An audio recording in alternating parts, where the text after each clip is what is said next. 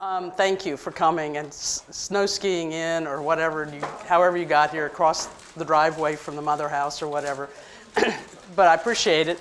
And I always give very informal presentations. So I'm wearing a red shirt. The national colors of the Parents of Murdered Children / Other Homicide Victims Survivors. The national colors are red and black. And I'm part of the Central Ohio chapter. So we're based in Columbus, and our chapter is. And unfortunately, we have over 200 and some members in Central Ohio alone, most of whom only come to our larger events. The monthly support group meetings, we could have anywhere from 8 to 30 people on our monthly support group meetings. I've been involved with the Parents of Murdered Children local and national group since 2009, January of 2009, so I'm starting my 10th year. And I have not lost anyone I love to murder so far. About 6 years ago, I added that yet or so far. Because all you'd have to do, every time the phone rings, you wonder what's going to be on the other end, the news you're going to get. I entered the group. The sisters have always been, and others too, have been curious as to how did you get involved in this group when you've not lost anyone to murder, personally. Well, you know about the thing called grief? Yes? We've all lost somebody we love, I presume, at our ages in this room. Maybe some of the students haven't yet, but most of us, I would guess, venture to guess in this room, have lost one or more people that we love to death. My best sister friend died in November of 2008, right before Thanksgiving. I plummeted into the depths of grief. Now, I've been a grief minister for 20-some years. But it's one thing when you teach about it or help other people, and then all of a sudden you have to apply all that to your own experience, your own self. Pardon me, I forget about this. Well, it's a whole different ballgame when you have to apply your knowledge to yourself. I needed to be with other grieving people during the holidays. I had done presentations over the years to our Central Ohio chapter of Parents of Murdered Children, Other Homicide Victim Survivors, on general grief, basic, ordinary grief. I knew the group a little bit. I knew one person in the group, one. And she's now our chapter leader. And I knew that every December, the first Monday of December at Franklin Park Conservatory, the chapter has a candlelight service to help people through the holidays. In 2008, a week and a half after my friend died, I was at that ceremony anonymously. And I sat in the very last row. I didn't know a soul except one person from the chapter.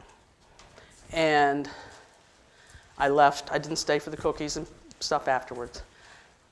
I just had to be around other grieving people to help myself. And that night sort of cemented for me this. Because the very first time I presented about grief to them in 1999, I felt like this, an attachment. Even though I couldn't even put a little toe in their experience of their type of grief loss. I still can't. I can't. Even after all these years, I still can't.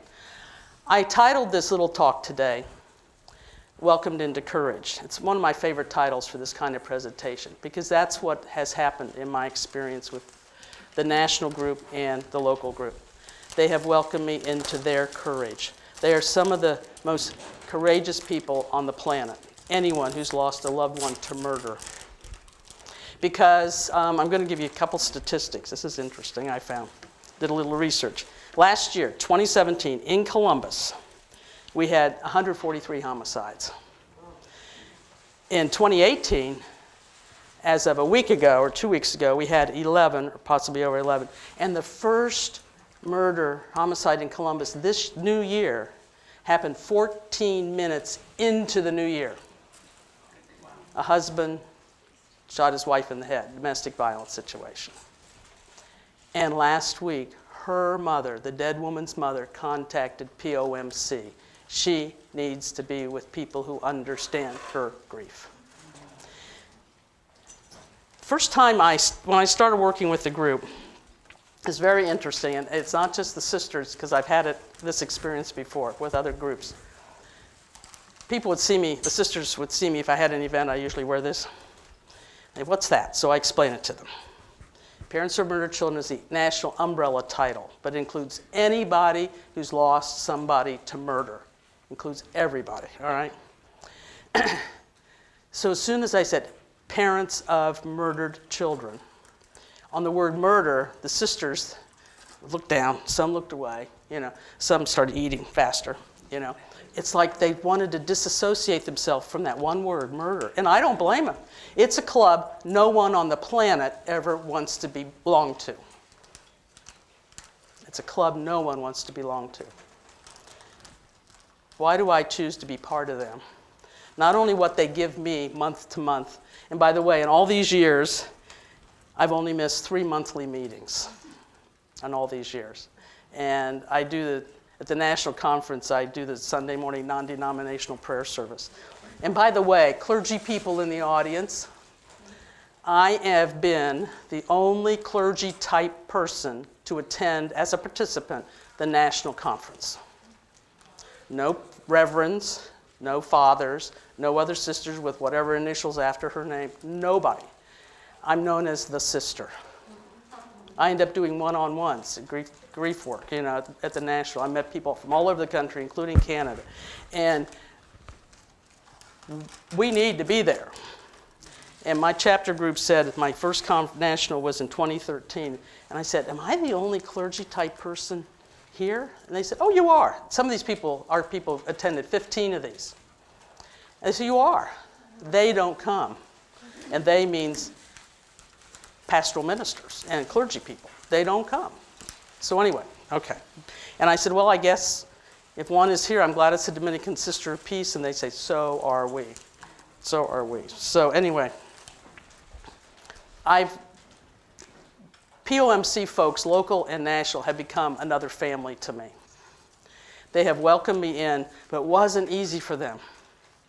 Because why is this nun coming to our monthly meeting? Why? She's a God person, She's not going to tell me about forgiveness. She's not going to tell me how I should feel. She's not going to. What did I do? Most of you are familiar probably with how support groups operate. Alcoholics Anonymous, Al-Anon, all the addiction groups and things. Well, you go around, you say your name, and for us, they say their name, say the name of their loved one who was murdered, and the murder date. So here I am at my very first meeting, January of 2009, knowing one person in the room. I was scared to death. I really was. And they went around saying their names. I thought, what am I going to say? Because I've not lost somebody to murder. What am I going to say? So I said a quick little prayer to the Holy Spirit, and bam, like that. I had it. It was my turn. I simply said, I'm Sister, and I've not changed this in all these years. I'm Sister Rosemary, a Dominican Sister of Peace. I'm here to support you. And that's why I'm part of the group and the national group. I'm just hopefully a peaceful presence. Now my group is calling me, oh, Sister's our spiritual advisor. Because this is not a faith-based group. By the way, the national and the local chapter are not faith-based. So we don't have chaplains in the groups or, it's whoever comes. On the second month, the next month in February, this is very interesting. I think the sisters will appreciate, I think all of you will appreciate this. When we became a new congregation in 2009, 7 original groups and now an 8th, we got a new name, Dominican Sisters of Peace. We found our name. God gave us our name, threw it in our faces, in fact, gave us our name. In February, my second time with the Central High chapter people, we're going around introducing ourselves. I said, I'm Sister Rosemary, a Dominican sister. Sister didn't mean anything. Dominican, they didn't have a clue. Even Catholics don't know that there are differences between the different sisters groups. Anyway, but on the word peace, on our name, Peace. This is what I observed, because I was tuned in that night. Leaning forward on their knees, or sitting back and their shoulders starting to slump and relax. On the word peace, on our name, peace. And that is what told me why I was there. Beyond my personal grief, it was that reason, to be a peaceful presence. And I hope that's what I've been all these years. But back to the trust. People who have experienced something that people like me have never experienced wonder why you're there. Back to that original thing.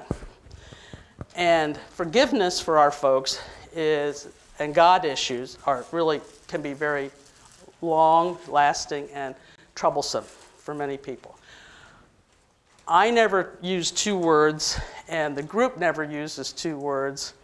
And does anybody have any idea what those two words might be? God's will. God's will. The very first person in the Central Ohio chapter I met was when I was invited to do Friday night and all-day Saturday workshop at Our Lady of Perpetual Help Parish in Grove City. So Friday night I talked about our funeral rites and why we do what we do in our Catholic funerals. The next day I was going to get into the grief stuff, general grief, to help them expand their bereavement ministry to the parishioners, etc. 55 people were there Friday night, and 55 came back Saturday. I almost fell off my feet, including men. Men were there. This is in February. I couldn't believe it. After lunch, and I never give an agenda to the people or handouts when I do any of this kind of thing, because I know what I want to cover, but the Holy Spirit leads me to know what the group needs. Have you experienced that in presentations? We all have, I think. Right after lunch, I said, my intent was to talk for about 20 minutes about violent death, homicide, suicide. Two very different. They're both violent, but very, very different.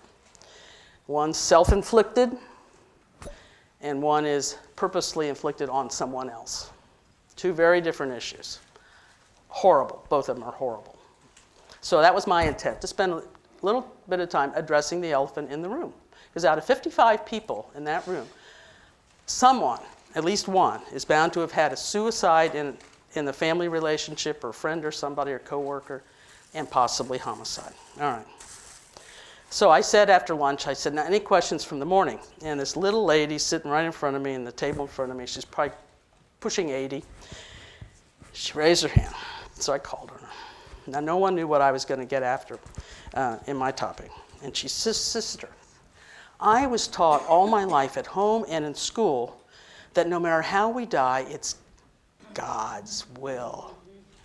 I was dying inside, screaming inside myself. This is what I heard going on inside myself. It all happened simultaneously. Can't even put a time frame on it. I said to myself, you mean to tell me murder is God's will? And then I heard a voice. And this is exactly what I heard. Shut up, Rosemary. Shut up. Wait. It's exactly what I heard. Exactly. So I didn't say a word. I just waited. Now, this momentary fragment of a moment. And from the back of the room came this fist, slammed down on the table, and this voice, a woman's voice, yells out, you mean to tell me the murder of my sister was God's will? Perfect segue into what I was intending to talk about. Perfect segue. That woman who slammed her fist down happens now to be our chapter leader. Her sister was raped, beaten, strangled 2 months after her marriage, but it was not the husband who did it. It was some unknown person, but they caught him. 1989, this happened. So we don't use the God's will thing. For years, I never, after one of the national conference workshops was on forgiveness, given by survivors. And my group said, we all happened to go to that, and my group said to me, can we ask you a question? I said, sure. This is afterwards. I said, all these years you've been with us, you've never once mentioned forgiveness. I said, I know. And we have two blood sisters of this well, one of them was the one who slammed her fist down. She and her sister had a bet, a $5 bet, as to why I had never mentioned forgiveness to them. Oh, I thought, where's my money? Anyway, and I said, I haven't because I don't know. I mean, despite all I know theologically, all I know scripturally, all I know about God's forgiveness of me, helping me forgive others, blah, blah, blah, I said, if I was in your situation, I don't know if I'd be able to forgive. I truly, honestly don't know. So I'm not going to sit in judgment of anybody else where you are with forgiveness. And one of them said, you owe me $5. She paid her right there. They both had $5 in their pockets. Anyway, but 11,000 gun homicides last year in the United States, not beatings, stabbings, all this other stuff. Gun homicides. Just take that 11,000. That's a lot. Multiply it by multiples of 1. Each of those dead murder victims, plus the others who were not killed by gun, had families, sometimes small families, sometimes huge families. You keep multiplying it out. All these survivors that I know, and I try to be with, are victims. Not the dead person is not the only victim. All these other people, it's like a family of a suicide victim. They are all victims themselves. They are. People forget that. So here's the scenario for our folks. If the perpetrator is caught, is known and caught, and that can be years down the road. One of our group members, 6 years, they finally caught the person because of DNA technology. We were able to get DNA. They finally caught the person. Okay, so for 6 years, this poor person and the family and all the people who knew the family and the dead person are waiting. Every time the phone rings, is it going to be my detective calling me, we got a lead, or something happened, or the case is this or that. Always living with that phone call, waiting for that text or phone call. 6 years, nothing. They're working on the case. It was not cold. They kept working on it, nothing until now, just a few weeks ago. So you have all these people who are waiting for information, waiting for some kind of resolution.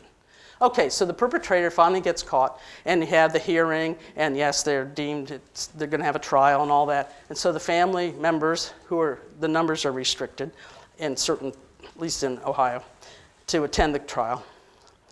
They go, they deal with prosecuting attorneys.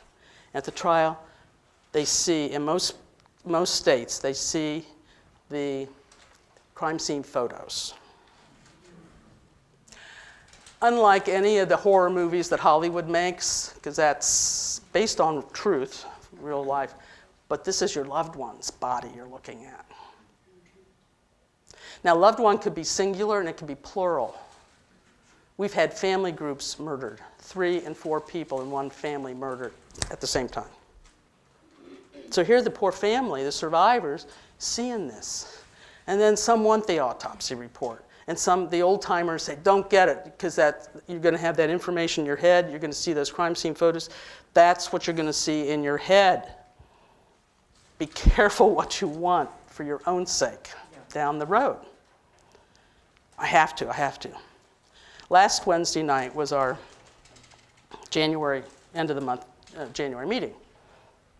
We had 3 new people, brand new people. Well, 2 brand new ones. One returned after about 12 years of not being there. She needed to come back to be with the group. Her 87-year-old father was murdered in Canton 12 years ago or something, and she'd been active in the group and then dropped out, but she came back because she needed it. It had all resurfaced in her mind and heart. She had to be with people who understood her kind of grief. The other 2, one son was murdered 3 years ago. All right. She's into drugs, alcohol, any kind of drug. I mean, she was like a zombie last week. Her friend brought her. But her friend, the older of the 2 of them, her friend lost her brother to murder 2 years ago, and in November lost her own son to murder. Okay, so it's not just a one thing. It can be multiples in families. So when you hear the murder statistics and read it in the paper, hear it on the news, think, okay, one victim, dead victim, per se. Then how many living victims? How many living victims? Anybody who knows that person or that family is touched by it. Think of your students in your classes here, for example. How many of them are coming into your classes carrying this burden, unspeakable burden with them? And sometimes it comes real close to your face, other times you can deal with it. That's how grief works in general, but for homicide victim survivors, it's there. Because you've got the trial, you've got the dealing with the defense attorneys, you've got what you're not supposed to talk to, you've got the prosecuting attorneys, you've got judges who sometimes understand, sometimes you've got the state laws or the county laws or the city laws, you've got all this stuff, you've got the news media who are in your face. How does it feel that your brother was shot and killed? Well, how does it gonna feel for him? Get out of their way, media people, get out of the way, leave me alone. Our group is to offer emotional support to those who've lost somebody to murder. Same with National, that's it. We do advocacy. We'll accompany people to trials, especially, I don't, because I don't know. I don't have a foot in their lives. I have now part of a big toe, more than a little toe, but part of a big toe. But I don't understand. I can never understand. I'm like looking from a window into the living room. They're in there together. I'm on the outside. I'm looking through a window. I can't be part of them fully. And I know they are grateful I can't be. They don't want me to have that experience. They don't.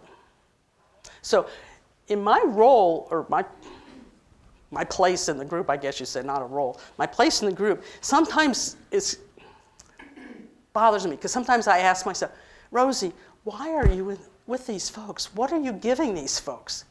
I see what they get. They're so good at ministering to one another, the old-timers, the long-termers, with the new people, and their wisdom and based on their experiences, profound. I'm always in awe. Last Wednesday night, I left there and drove home, and I just thought, oh my God, these people are ministering to one another. They're phenomenal.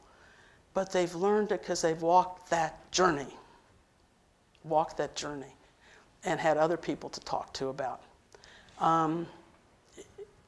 They keep reassuring me that I'm important. They need me in the group. Forget spiritual advisor. I'm not there to be anybody's spiritual advisor. Just to be a peaceful presence. And for the sisters, we wonder what we can do as retirees. Peaceful presence is a huge deal. It's a huge deal for people if we're not able to be in full-time active ministry. So it never ends. It never ends for them, and I'm going to close very shortly. We have a couple. He's a retired Columbus police officer, not homicide division, burglary division. In 1984, his daughter and his grandson, who was the nephew of the daughter, they went out to get ice cream, the aunt and the nephew. The nephew was 2 years old, 2.5. And the aunt was 21 or 23. They went out to get ice cream, bring it back, never came back. Still unsolved. The police department took his gun away from him immediately because they knew if he got wind of who might have done it, he would be after them. Don said, I would spend the rest of my life in prison to have gotten that guy. Still unsolved. And nothing, no new evidence or nothing. And we had a woman, too, that 30 years for her son was killed in San Diego. He's in the Navy. He and another Navy friend, they were off duty and they were at the beach or something. They were robbed and murdered and all that. 30 years. And she'd given up. She'd made a new normal for her life, knowing she would never know. She gets a call from the detective in California. She's from here. We have him. He's in the system, meaning the prison. He's already in prison for another murder. We have him. DNA. The inside of her son's blue jeans, when he went in to rifle the pockets, left a thumbprint. And DNA technology had improved so much, they nailed him, and he was already in the California prison system, in prison for another murder. She had this woman who 30 years, well, -6, those first 6 were horrible, but 20-some years. she'd found some, I'm going to use this word loosely, peace with it. Gets the call, and she goes to California to start this blasted trial, see this guy face to face. 30 years of a life, in a way, for her own life, and then it starts up all over again. This is why this kind of death loss is so very different. So it's never ending, never ending. We cite parole block petitions all the time, every month, from all over the country, because homicide victim survivors want to keep the perpetrator in prison for as much of their sentence as possible. Then the question comes, well, are they rehabilitating, being rehabilitated? And we have no knowledge of that. The prison officials cannot give the families that knowledge. So we keep signing, keep them in prison as much of their sentence as possible. But I'm closing with the death penalty, the other two words. It's very fascinating to me this whole time I've been with the group. When it happens, I want that B person to suffer what my loved ones suffered. Inject them, electrocute them, whatever. They need to suffer like my loved one did. Well, that's not always, some states don't have the death penalty, so they're in prison for life if that happens. But the long-timers sit there, and I watch them, and they're listening to the newbies, what we call the newbies. And they listen, and they'll say, when I was in your place at the same stage of this whole horrific process, I wanted the death penalty too. Then they turn a corner somewhere down the road, and it's different for every single person. Somewhere down the road, they turn a corner, and they realize the death penalty, I don't know what you all believe about the death penalty, I'm just saying what the group says. Killing that person is not going to bring my loved one back. Keep him in prison for life, And so that's where a lot of them are with that. Anyway, it's about time. I want to thank you. I'll stay for questions if you have them. If anybody has any personal experience with this, I'd be happy. I have a few brochures. And, teachers, when a student's not, and you, Sharon, you do counseling and stuff, not just right, you don't know, maybe something like this has happened, even to a cousin. By the way, on my shirt, I have friend embroidered on the shirt. This was a gift from the chapter to me. For people who've lost their loved ones, they consider me a friend of POMC. They have their loved one's name and relationship. So Don and Linda, the ones who lost the daughter and the grandson, they have on one sleeve Lynn's name, daughter, on the other sleeve Jeremy, grandson. Some people have it all the way down. Anyway, God bless you. Thank you for inviting me, Sister Diane. And then 3 minutes, okay.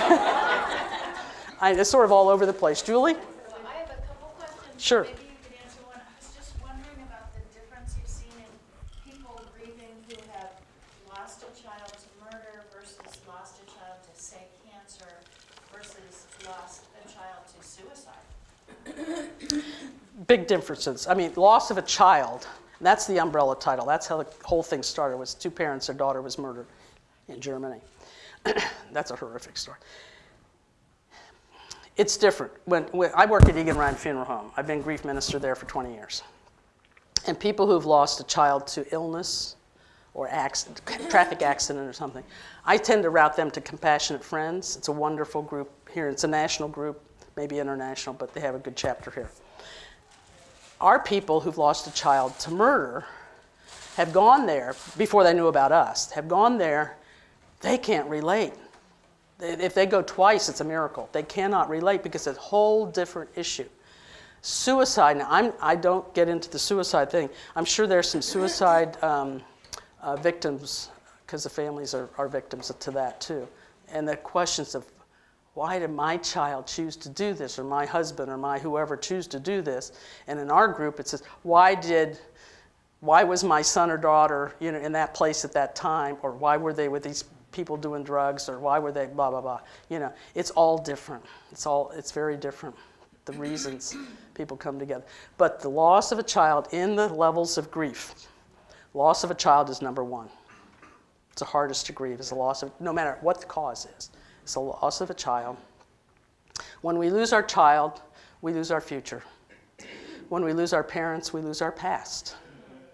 When we lose our spouse, we lose our present. When we lose a friend, we've lost everything. God bless you. Yeah, okay, one more question. Do you see many folks who are willing to let the murderer be paroled? Does that ever happen? Oh yeah, I mean, when the parole time comes up and they've been blocked or it's time for them. One of our members, there were 3 persons involved in the murder. Now, the getaway car driver, he had served 4 years and he was paroled, and the couple did not have a problem with that. The other fella is in jail for life, the killer, actual one who did the shooting, and he's dying in prison of terminal cancer. So they don't have to worry about it. But they're okay because they have, I mean, they're not okay about it. They have to let it happen. The founders of this group, the Hollingers from Cincinnati, their daughter was dating this fellow here, and he and she both got part of the American Studies program in Germany. This is way back, and this is in '77. And she broken up with this guy, but they were both on this track for this special program in Germany. So they both end up there, and he could not live without her, you know, one of those things. And I'm not mocking that. It just is given as a reason for a lot of this stuff and domestic violence. And he murders her in Germany. She was 19. He murders her. He's put in prison in Germany, in Hamburg, for 16 months. The parents went over to Germany, brought their daughter's body back for burial in Cincinnati. He gets 16 months. He gets out, because that's how the German law was, whatever. And he couldn't be tried here. It didn't happen here. He moves to Florida, marries a woman, they have some children. Okay, never had any contact with the Hollingers again. They found out about 5 or 6, 7 years later, he's in Florida prison for murdering another woman. He has the death penalty. He's on death row. All these years he's on death row. So it's never ending. It's just, for them, my heart bleeds for them. It's never ending for them. It's never over. So anyway, it's time. Thank you.